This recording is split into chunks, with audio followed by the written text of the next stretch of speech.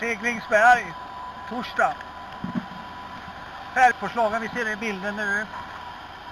Denna del av brandytan har släckt av med rent vatten via Stråsjö. Jag passerar över ett litet parti här. Och nästa del av fältet här är släckt med Expog.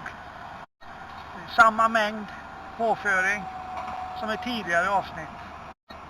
Här ser vi en avsevärd skillnad i värmepåslag gentemot den ytan som börjar komma in i bilden där, som enbart är släckt med vatten. Vi går över på bild. Normalbild.